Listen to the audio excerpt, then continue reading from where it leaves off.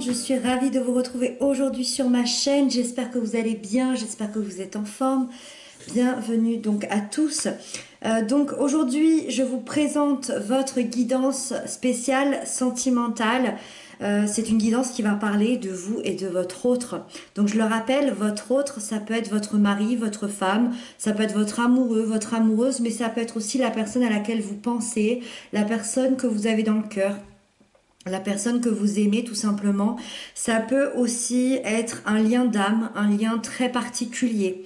Voilà, donc vous prenez vraiment ce qui vous parle, vous prenez ce qui résonne. Je vais rester très générale comme d'habitude. C'est un choix pour que vous puissiez vraiment prendre les clés ici qui vous sont données, parce que tous les Capricornes ne vivent pas la même chose. Toutes les relations amoureuses ne sont pas les mêmes, bien évidemment. Donc voilà, n'hésitez pas à aller voir le signe de la personne que vous aimez. Et n'hésitez pas à aller voir votre signe ascendant et lunaire, ça vous donnera un complément d'information à votre guidance. Voilà, c'est parti. Donc ici, on a les bases de la relation aujourd'hui. Waouh, super. Ici, on a vos attentes face à votre partenaire, ce que vous attendez de l'autre, ce que votre partenaire attend de vous. Ici, on a vos points communs, ce qui vous rassemble. Ici, on a vos différences, ce qui va plutôt vous séparer ou vous diviser, ce qui va être un petit peu compliqué, ce qu'il va falloir travailler. Et ici, on a le conseil qui vous est donné pour vous aider à évoluer, à avancer, à débloquer tout ça. Voilà, c'est parti. Donc, juste avant de démarrer, on a une seule arcane majeure et c'est dans les points communs. Donc, c'est plutôt pas mal. Allez, c'est parti. La base de la relation pour cet été, vous êtes à la 10 de Pentacle. Waouh, waouh, waouh. Ça, c'est sublime, c'est magnifique. Je pense que c'est une des meilleures cartes avec la 10 de coupe. Moi, je préfère même la 10 de Pentacle que la 10 de coupe. Je pense que c'est une des meilleures cartes qu'on peut avoir sur des bases de relations. Parce que justement, elle nous parle de base déjà, cette carte. Elle nous parle de stabilité, elle nous parle de sécurité avec l'autre. Elle nous parle de stabilité, de sécurité aussi en nous-mêmes. Elle nous parle des valeurs que l'on porte, que ce soit... alors, on est surtout dans les valeurs de la famille. Je pense que les bases de votre relation, c'est peut-être une famille. Alors, est-ce que c'est la vôtre de famille? Est-ce que c'est une famille recomposée? Est-ce que c'est une famille que vous voulez fonder avec l'autre? En tout cas, c'est vraiment dans vos valeurs. C'est quelque chose que vous portez. C'est très important pour vous. Il y a aussi la valeur du travail. Alors, est-ce qu'on travaille vraiment, mais est-ce que c'est un travail aussi personnel qu'on va donner à l'autre? Est-ce que c'est un travail sur soi aussi? Et c'est aussi la valeur de l'amour, hein, tout simplement, l'amour qu'on partage entre amis, dans la famille et entre le couple, entre les deux personnes qui ont un lien d'amour. Il y a un accomplissement qui se fait, je pense, cet été. Vous avez une incroyable richesse ici dans votre relation, dans votre lien, dans votre amour. Pour moi, il y a vraiment un accomplissement qui se fait parce qu'en plus, on est dans le chiffre 10 qui nous parle de la fin d'un cycle. Et là, on est dans une fin de cycle très heureuse, c'est-à-dire qu'on va atteindre un certain accomplissement, on va atteindre certains rêves, certaines envies, certains projets. On est peut-être dans un projet justement qui va se réaliser. Voilà. Et les bases de la relation, on est vraiment dans l'union durable ici. D'accord? Donc ça démarre super bien. Allez, on continue. Vos attentes, ce que vous attendez de l'autre, vous avez le 9 de baguette. Alors, le 9 de baguette m'indique que vous attendez de votre autre qu'il ou elle pose ses limites personnelles. Vous attendez de votre autre que cette personne sache se défendre. Alors, quand je dis se défendre, je pense surtout face à un extérieur qui paraîtrait nocif ou attaquant. Alors, je ne sais pas si ça concerne vous deux ou si ça concerne seulement cette personne, Mais cette personne pourrait bien être attaquée de toutes parts, critiquée, en conflit avec une famille, avec un ex-compagnon, une ex-compagne, avec peut-être des enfants, avec peut-être un boulot, avec peut-être lui-même, elle-même, je ne sais pas. En tout cas, il y a une sensation où vous attendez de votre autre qu'il pose des limites. Ça veut dire que justement cette personne, ça nous induit que cette personne ne pose pas de limites et se laisse marcher dessus, se laisse faire, se laisse peut-être manipuler. Voilà, ça indique ça. Vous, ce que vous souhaitez, c'est que votre hôte, justement, apprenne à dire stop, apprenne à dire non à ces personnes-là. Et que dans un sens, vous aimeriez qu'il protège aussi votre relation en faisant ça. Parce que si c'est dans vos attentes face à votre évolution, bah, ça veut dire que ça peut vous empêcher d'avancer. Alors on verra tout à l'heure dans les différences. Mais vous aimeriez qu'il protège votre relation face aux attaques, face aux personnes qui peut-être vous empêchent d'être ensemble aujourd'hui, et vous attendez de l'autre bah, qu'il persévère dans cette bataille personnelle. On va voir si on comprend mieux après. Hein. Les attentes de l'autre face à vous. Alors, ce qu'il attend de vous, ce partenaire, cette personne, on a le 4 d'Atamé. C'est hyper intéressant parce que cette personne attend de vous que vous guérissiez vos blessures, que vous guérissiez vos blessures du passé, que votre mental, que votre corps, que votre âme est une régénération de tous ces corps pour que vous puissiez être comme neuf, j'ai envie de dire. Alors, quand je dis blessure du passé, qu'est-ce que ça laisse sous-entendre? Bah, ça laisse sous-entendre pas mal de choses. Encore une fois, vous prenez ce qui vous parle, les blessures du passé, ça peut être des blessures que vous avez vécues ensemble dans la relation, ça peut être des blessures d'enfance, ça peut être des blessures d'âme, une des 5 blessures d'âme, voire les 5, ça peut être des blessures face à un ancien partenaire, peut-être que vous êtes méfiant envers votre autre, dû à ce que votre ancien partenaire vous a fait subir, c'est possible.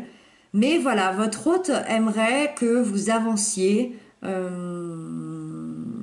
à l'intérieur de vous, que vous avanciez en vous, dans votre mental, pour que ça ne vous fasse plus mal. Et peut-être pour que vous soyez plus attaquant envers votre autre. Peut-être que le fait d'avoir ces blessures, le fait d'avoir mal, vous avez tendance peut-être à attaquer votre autre, votre partenaire sans le vouloir. Moi, je pense que votre autre a envie d'avancer avec vous, mais pas tant que cette guérison sera faite, pas tant qu'au niveau du mental, ça ira en fait. Ça laisse sous-entendre que peut-être que vous lui renvoyez ces blessures-là. Moi, le 4 d'Atamé me fait penser à une blessure de trahison. Je ne sais pas si c'est une blessure que vous portez, mais je pense à ça. Voilà. Et peut-être que vous lui renvoyez cette blessure-là. Et vous êtes peut-être sûrement encore fragile face à un passé, qu'il soit commun ou non. Et cette personne attend de vous bah, que vous ne lui renvoyez plus cette blessure en fait. D'accord ? Allez, vos points communs, la partie sympa. Alors, on a la nature. On a la nature qui, dans le tarot de Marseille, représente le diable. Et oui, le diable a des super points communs. Le diable a des super points positifs, malgré ce qu'on en pense. Moi, tout de suite, là, les mots qui me viennent, c'est acceptation et libération. Vous voyez, cette personne, elle est en train de tendre un piège. Et il y a l'ours, en fait, qui est en train de le voir ici, tendre ce piège. Et on a même toute la partie ici de la forêt qui danse. Ça laisse sous-entendre à quel point les gens derrière lui vont être beaucoup plus, les animaux derrière lui vont être beaucoup plus rusés et ont déjà vu ce piège. Et le but, ça va être de pas tomber dedans. C'est pour ça que je pense à cette libération. Moi, ce qui me vient chez vous deux, au niveau des points communs, c'est une libération des contraintes. Ça peut jouer en la faveur de ce que vous demandez à votre autre. C'est-à-dire que c'est comme si vous subissiez des contraintes auparavant dans votre relation, dans votre lien. Alors des contraintes, ça peut être des contraintes professionnelles, ça peut être des contraintes maritales, ça peut être des contraintes au niveau d'une région, au niveau d'une addiction, au niveau d'une toxicité, peu importe. Et aujourd'hui, vous vous en êtes libérés, et tous les deux. C'est comme si en miroir, vous vous étiez libérés chacun de votre contrainte. Vous n'avez pas peur, je pense, d'être un couple atypique où vous n'avez pas peur d'avoir un lien qui sort des cases de la société. Peut-être que vous êtes deux personnes qui vivent différemment des relations qu'on pourrait voir en société. Peut-être que vous pensez différemment, peut-être que votre amour sort un petit peu des sentiers qu'on a l'habitude de voir. Peut-être que vous avez des choix de vie qui peuvent paraître différents de la société actuelle. Je vous vois bien comme ça. Voilà, vous me direz ce que vous en pensez. En tout cas, vous avez... je pense que c'est même le plus important. J'aurais dû commencer par ça. Et je le ressens à l'instant où je vous en parle. Vous avez une attraction entre vous deux extrêmement puissante. Là, on est dans l'attraction énergétique, dans l'attraction peut-être même sexuelle. On est dans l'attraction... c'est comme si vous étiez liés l'un à l'autre. Par un lien invisible, par une énergie puissante, par un toucher, par un regard, par peut-être quelque chose de beaucoup plus grand. Voilà, donc vos points communs, oui, cette attraction extrêmement puissante. En plus, on est dans la seule arcane majeure, donc ça me semble le point central ici de votre relation. Moi, j'ai l'impression que vous avez fait un long chemin pour être ensemble, ou alors si vous venez de vous rencontrer, vous avez fait un long chemin des deux côtés ici pour vous rencontrer, ou tout simplement vous avez fait un long chemin pour être heureux. Parce que ici, on parle de libération et de vivre dans la liberté de chacun. C'est là où je veux en venir. Les couples de notre société, c'est un couple, on a tendance à dire qu'ils font qu'un, alors qu'on est bien deux personnes distinctes. Et moi, j'ai l'impression qu'ici, justement, il y a beaucoup de liberté, euh, il y a beaucoup de liberté et de respect de chacun. Voilà. J'espère que vous arrivez à me suivre. Ça me paraît clair, mais bon, des fois pas toujours. Alors, on continue vos différences. Alors, ce qui peut un petit peu coincer, vous avez le 5 d'Atamé. Alors, le 5 d'Atamé, bah, ça me fait un peu penser à ce qu'on s'est dit ici, là. Voilà. Vous avez des bases super solides. Ici, il y a cette attraction folle. Hein. En plus, c'est des cartes assez fortes, donc ça prend vraiment le dessus. Mais le 5 d'Atamé nous dit quand même qu'il y a des conflits entre vous. Voilà. Il y a des conflits. Alors, c'est pas... c'est des petits conflits, c'est des petites disputes, c'est des petits pics par-ci par-là, des petites actions pas très sympas. C'est peut-être un peu de jalousie, un petit peu de... C'est vraiment, je te lance une petite vanne et tu me repiques en retour. Voilà. Et ça peut être parfois un petit peu tendu entre vous. Vous pourriez parfois vivre de la colère, vivre de la frustration. Bah forcément, c'est jamais agréable hein, de recevoir des petits pics. Donc peut-être qu'il est temps ici, si vous voulez travailler là-dessus, si vous en avez un petit peu marre de vivre ces conflits, ces disputes, et que vous avez l'impression que ça retarde une évolution, c'est peut-être le temps de prendre conscience ici que c'est vraiment des conflits stériles. C'est vraiment quelque chose de stérile. Là, on est vraiment... Je dis toujours qu'il y a des conflits, des fois, qui amènent une guérison. Il y a des conflits qui sont nécessaires. Le 5 d'Atamé, absolument pas. C'est vraiment stérile, ça mène à rien. C'est des pics. En fait, c'est des crises d'ego à ego.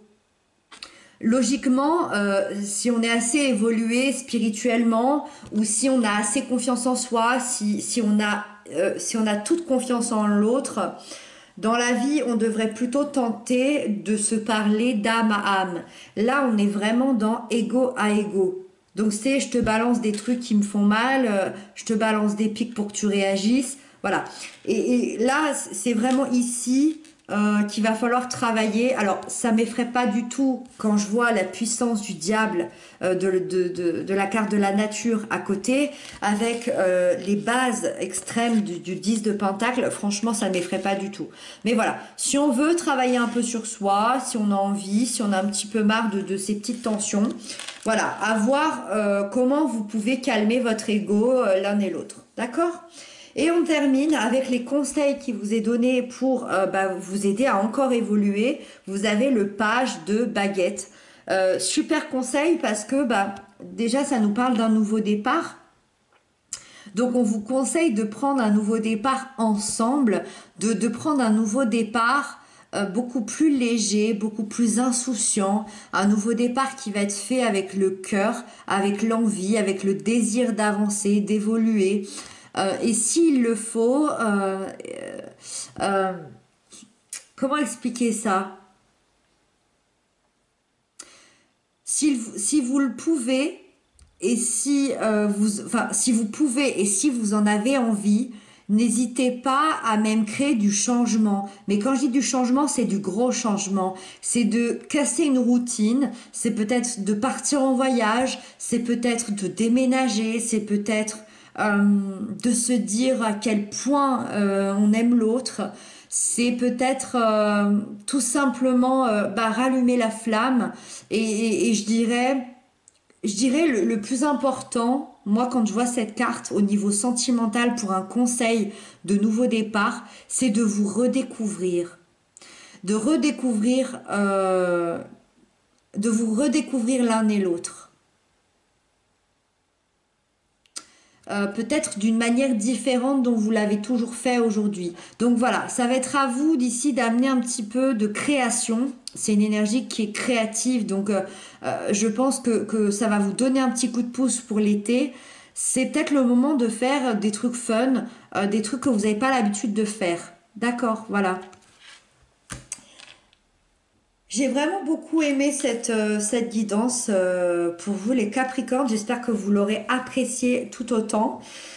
Moi, je vous dis à très bientôt. Merci pour vos messages, vos commentaires, vos abonnements. Ça me touche beaucoup. Je vous embrasse bien, bien fort. Et puis, je vous retrouve très, très, très bientôt.